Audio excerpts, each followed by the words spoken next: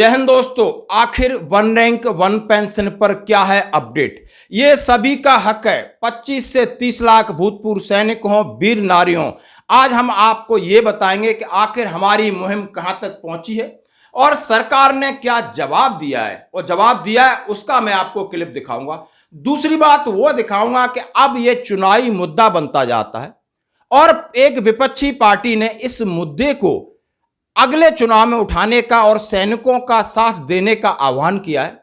और तीसरी बात कहता हूं, ये सरकार अब बैकफुट में जाने की तैयारी करती है तो उसके पास क्या ऑप्शन है जो कि 2024 में खुले।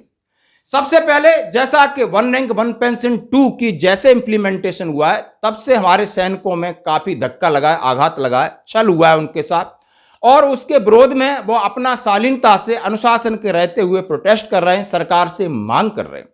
साथ ही अपने सीनियर अधिकारियों से सिर्फ ये कहा है कि आप इसको लीड कर रहे थे और आपकी देख रेख में हमारे साथ छल हुआ है तो आप भी उसके उत्तरदायी हैं।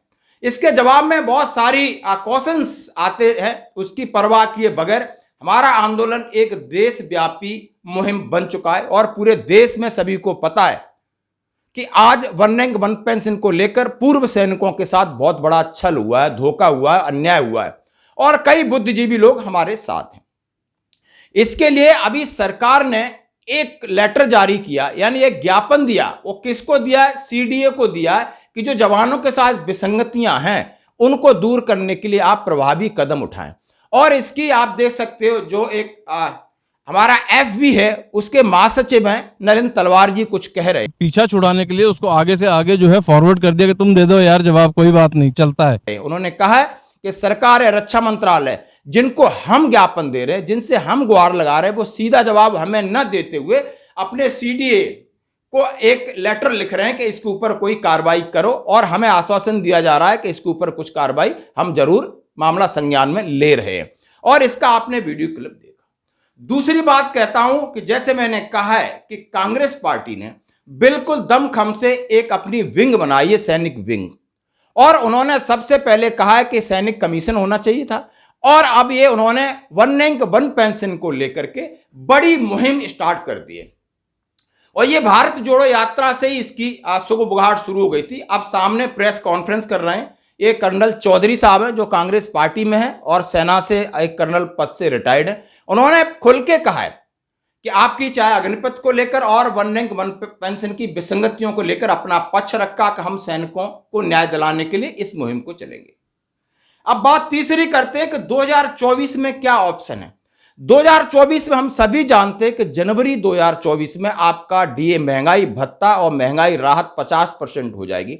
सरकार के पास एक ऑप्शन है कि इसको मर्ज करके आप सरकार हमारे को पेंशन और पेमेंट में फायदा दे सकती है। दूसरा ऑप्शन है उसका 8वां वेतन आयोग का गठन भी 2024 में होना है।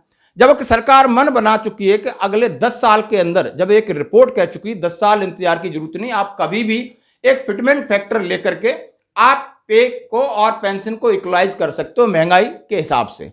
सरकार के पास वो भी ऑप्शन है कि एक फिटमेंट फैक्टर लागू करे और तमाम विसंगतियों को उसमें दूर हो जाए और जवानों को, जेसीओ को या और केंद्रीय कर्मचारियों को जहां जो अनोमलीज है, जिसकी पेमेंट कम है, उसको बराबर कर दिया जाए।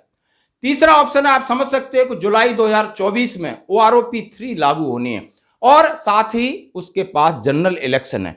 तो तीनों चीजें देने के लिए हैं और तीनों चीजें सुधारने के लिए उसके पास 3 ऑप्शन है, क्योंकि बड़ा ऑप्शन है कि जनरल इलेक्शन है। और जनरल इलेक्शन में आप देख सकते हो अभी भी ये वर्तमान गवर्नमेंट भारतीय जनता पार्टी हिमाचल में डिफीट खाई और वहां पर मुद्दा था ओल्ड पेंशन का। अभी मध्य प्रदेश में इलेक्शन है, छत्तीसगढ़ में और दूसरे राज्यों में इलेक्शन है, राजस्थान में। मध्य प्रदेश सरकार ने आनंद फानंद में डीए बढ़ा दिया और जो पेंशन सिस्टम में उसको में बदलाव की घोषणा कर दी। कोई भी सरकार नहीं चाहती, एक बार उनको लगाया झटका। तो अब ये समझ सकते हो जैसे जैसे हमारा मुद्दा आगे बढ़ता जाएगा, जैसे जैसे दूसरी पार्टी भी इस मुद्दे को भुनाएंगी, सरकार पर दबाव पड़ेगा, सरकार के चारों तरफ से प्रेशर में आएगी और जवानों के हित में जरूर फैसला लेगी। क्योंकि सरकार जब एक केंद्र में आई थी तो जवानों के कंधे पर ही आई थी। चाहे आप दूसरी चीजें देख लीजिए, और बड़ी बड़ी रैलियों में, रेवाड़ी में और बड़े बड़े आश्वासन दिए थे कि मैं सबको वन रैंक वन पेंशन दूंगा। प्रीमेचर रिटायरमेंट को भी दूंगा, सबको सब कुछ मिलेगा। अनोमलीज हुई उसको भी स्वीकारा, उन्होंने कहा कि ओएमजीसी रिपोर्ट में मैं सुधार करूंगा, लेकिन सरकार अपने वादों से मुकर गई और लगातार हमारे साथ छल होता जा रहा है। और इसके लिए यह जरूरी है कि आगे जितने भी सैनिक संगठन हैं इकट्ठे होकर के किसी न किसी एक छत के नीचे आकर के हमें एक महा आंदोलन करके सरकार को चेताना है, सबक सिखाना है, दिखाना है। और सरकार बिल्कुल हमारे सामने अब झुकने को तैयार है, मन बना चुकी है, उसके पास ऑप्शन खुले हैं। दोस्तों, देर आए दुरुस्त आए, जीत पक्की है, इसमें कोई संदेह नहीं है। धन्यवाद।